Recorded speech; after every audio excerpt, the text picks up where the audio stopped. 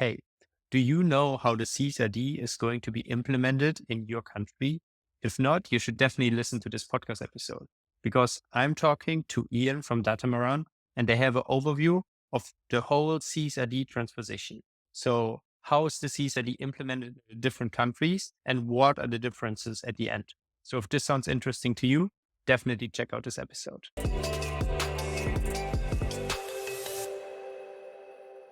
Hi, Ian. First of all, thank you so much for taking the time. For those of the listeners that don't know you yet, can you tell us a little bit about yourself and about Datamaran? Certainly. And thanks for having me on. So my name's Ian van de Vlugt. I'm the VP of Research at Datamaran. We've been around for 10 years now, software as a service company, and one of the first that's kind of a pure play ESG software.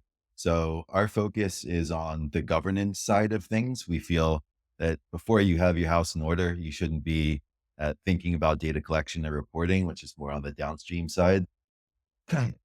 So we focus on providing company with insights in terms of governance and strategy, how they should be considering changes in the external landscape, and what that means for them in taking a more proactive approach to navigating ESG.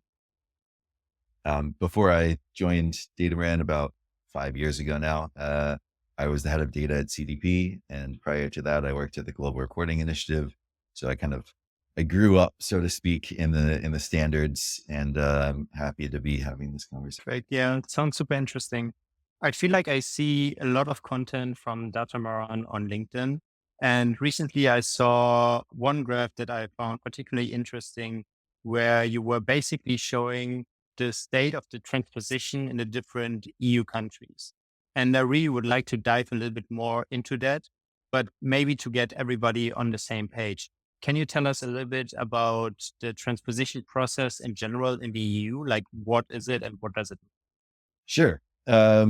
So was in relation to the Corporate Sustainability Reporting Directive, the CSRD.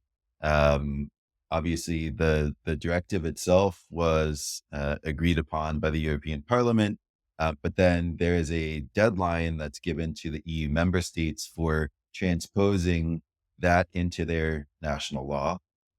So that deadline was the start of July, obviously come and gone at this point, being mid-August.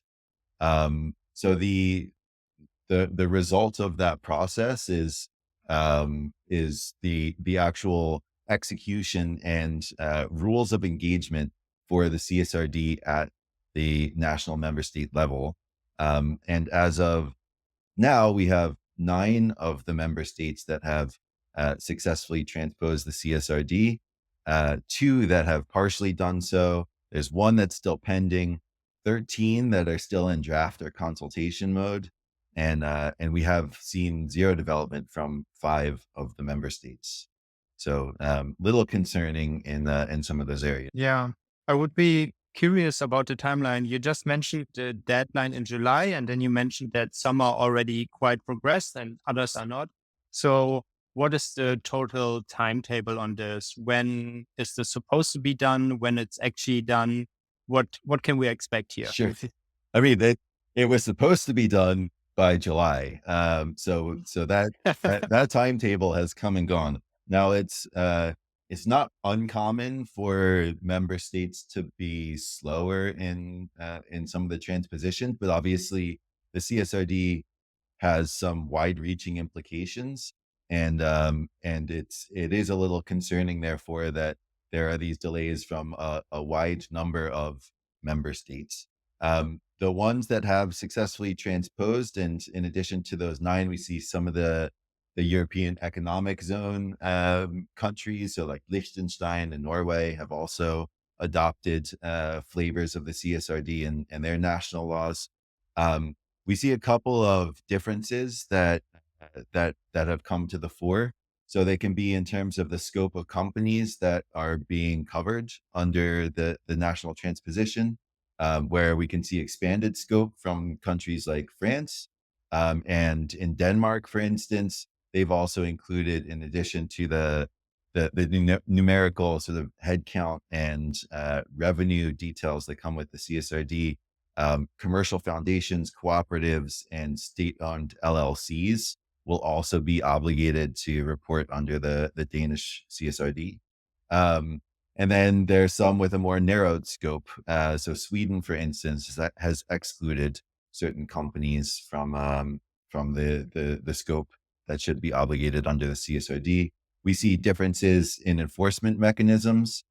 So there might be stricter penalties for non-compliance. For instance, in France, again, which was the first country to transpose the CSRD, they actually introduced individual director liability for up to fines of up to 75,000 euros and up to 5 years imprisonment, Mhm. quite serious.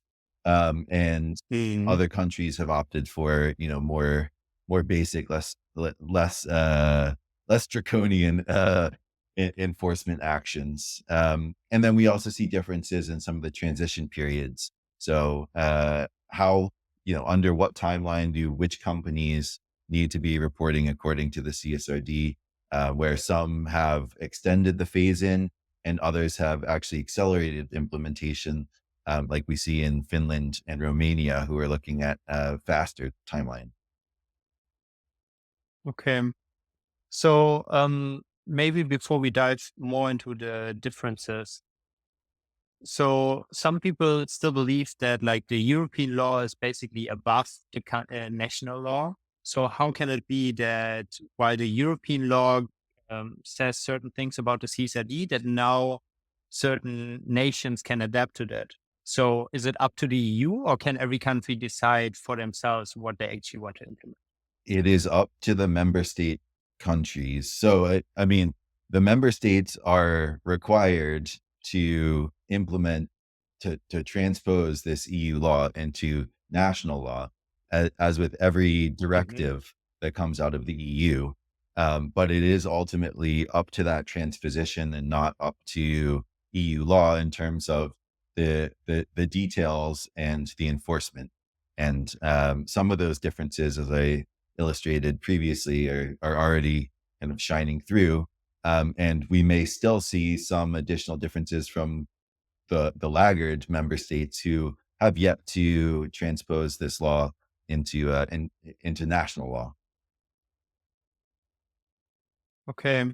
So basically, when the countries can decide what of the parts they implement or not, um, like to what extent does it go? You already mentioned some examples, and maybe we can explain it with those examples where France is seemingly, and I just interpret this now, like doing a more hardcore stand where they like have additional penalties to it. So what is basically the whole variety of countries adapting to the CSRD transposition? Yeah. So, I mean, again, I would say it comes down to which companies are covered by this. How is it going to be Hmm. enforced? Like, how are you going to ensure compliance from companies? And then what is the timeline that companies are expected uh, to internalize in terms of implementation of the CSRD? And then there are a few more nuanced details on substance. So we've seen some differences in terms of external assurance in particular. So obviously, the European sustainability reporting standards are there. They're like, member states are not going to modify the ESRS, but they can modify some of the requirements therein. And again, the external assurance piece, where under the CSRD, it's expected that companies have the entire process and the sustainability statement pass through limited assurance. We've seen some member states take a different approach there. So France, again, has created a kind of centralized audit authority to oversee that audit stance. And then Germany, for instance, has taken a slightly different approach, and they're interesting because they have the LKSG. So this is where you could probably help me with the German, but It is the longest, Yeah, most it's the ridiculous word. But the German, Lieferkettenschutz. yeah, there you go. The German Supply Chain Due Diligence Act, for Exactly. us English speakers. Um, and then they have the CSDDD, and then they have the CSRD. So it's kind of this interwoven fabric of, of regulatory requirements around, looking into the supply chain, around environmental and human rights related due diligence, around, broader reporting obligations. And they felt like they didn't have a central authority, to have those companies that were conducting the assurance have the same sort of gravitas as they do in financial reporting. So they've actually removed the requirement um, for a kind of an audit report that others may keep in around CSRD implementation. Okay, super interesting. So for me as a company, this basically means that I have to be aware of the European reporting standard and those things. But then at the end, I also ultimately need to look at my own national law Yep. to see how is it implemented, what are the Yep. differences. So Okay. yep, the And national implementation, I mean, it can result in more companies being included, and hopefully that's not just kind of sprung on anybody. So, again, in the case of Denmark, state-owned limited liability companies are also obligated under the CSRD in addition to others. So you can, if you were not obligated initially under the EU CSRD, then it could be through the national transposition that there may be requirements. Also, when you are expected to produce your sustainability statement, and the kind of details of that may be modified. And then, the penalties for non-compliance, are also an area that we've seen some differences. okay. And is there like an overview for companies? Because I can just imagine that for companies now it's complicated to like know about the European stuff. This is already complicated enough, but then also to like check what is in the national law. And so is there like a central source from IFRAG maybe that shows all of those different national laws and the adaptations to that? Or if I'm a company, how can I know how it's different in my specific country? Um, So we have we being Datamaran, and I should give a shout out to my colleagues Atri and Fran. They're the ones who are really the the masterminds of this research. But we are keeping that up to date, and I think afterwards we said we could share some links, so we can post that link with this recording, and Yes, please. anybody can go and have a look.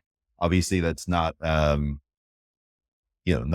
not like the de facto place, but where we've seen a gap in the market, and we receive a lot of questions from clients around this. So, have offered that as a free resource. EFRAG has published a number of Q&A documents and some additional help in assessing kind of whether I will be obligated, but not so much the details around individual member state implementation. So, otherwise, it's, paying attention to news and other updates, um, as to what this entails.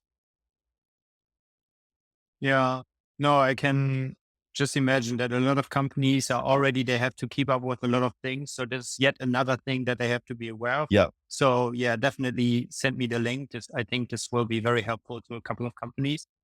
Also, from your experience with the whole transposition process and the things you've learned so far, are there any other recommendations you would like to give to companies that are in this field, or do you found any other helpful sources to that?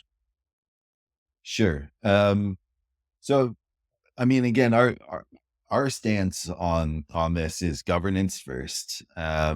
That companies need to keep their finger on the pulse of a very quickly changing environmental. And I speak not in terms of like nature, but just the environment in which they operate landscape. Amidst this kind of tsunami of regulations and changing expectations from stakeholders, new norms and standards, we think that it's imperative that companies um, have that muscle. They build the governance muscle around key, kind of continuing to feel out how things are changing and what they need to take away from the external landscape that could affect their strategy. So obviously regulations are a key component of that puzzle. And we offer a number of resources again that can be accessed from our website, and I'll provide you with another one. We do a quarterly policy brief that kind of gives a flavor of some of the key regulatory developments. We also do a weekly regulatory update that we share over LinkedIn. So feel free to connect with me, and I'll make sure that we can get that shared as well on the weekly basis to help companies stay on top of, as you put it, like everything else going on, and how do I cut through the noise to actually understand what's important, because there is a lot of noise out there. Yeah, yeah, I completely agree. And that sounds very helpful. So, to sum up our conversation, if someone has a meeting next week about the CSRD and they know that they have to look at their national law now, and they know that they like the transposition is somewhat important for them, what would you say is the one thing that they should remember from this conversation that they can then bring into the meeting to like add some value? Um, I mean, the penalties for non-compliance are fairly important. So I mean, everybody should understand: one, am I obligated? Two, by when? And three, what does it mean if we are non-compliant? And if you are trying to spur action internally, then obviously those three details are kind of imperative. Um, we work with many US companies as well who have a longer runway in terms of CSRD expectations, but even those, are quickly putting rubber to road in terms of testing out double materiality, in terms of understanding, what are the gaps that exist for reporting requirements vis-a-vis what they've disclosed in the past, etc. So there is, a lot of work that needs to be done, and companies are going to go on a journey. So if you need to start, get started, and just make sure that you have those details to ensure that you are in compliance at bare minimum. Yeah. Yeah, I completely agree. I feel like it's very important for companies to like know about this stuff and know what they actually have to be compliant with and what they have to take care about.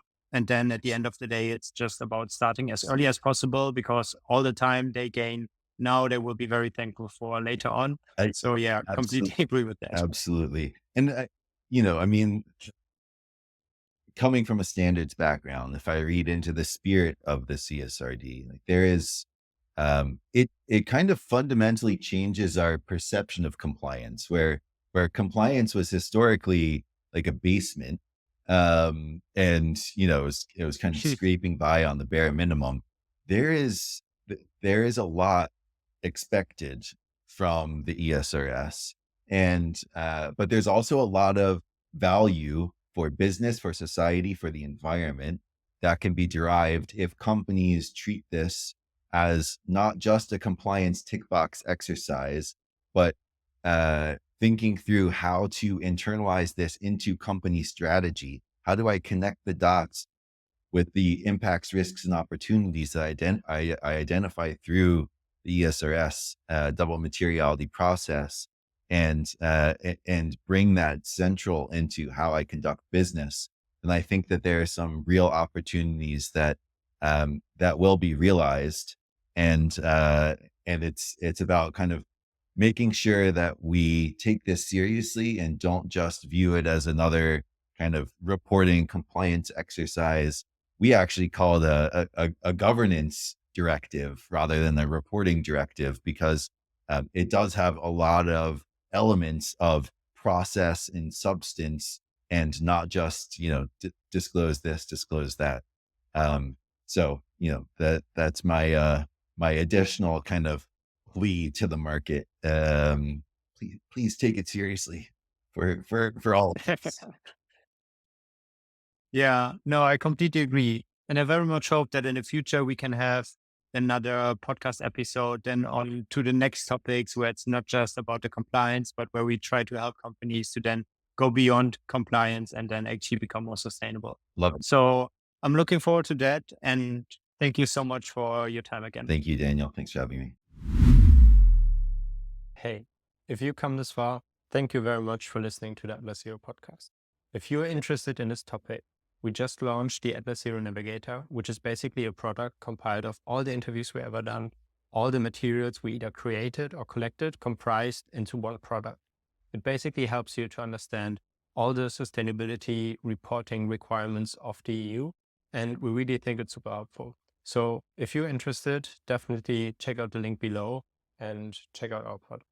And also, and I have to ask this, please like and subscribe to our channel. Like, it helps us a ton to reach more people. And at the end, our goal is to help as many companies as possible. So you can help us a little bit in achieving that. Thank you very much. And I hope I see you very soon.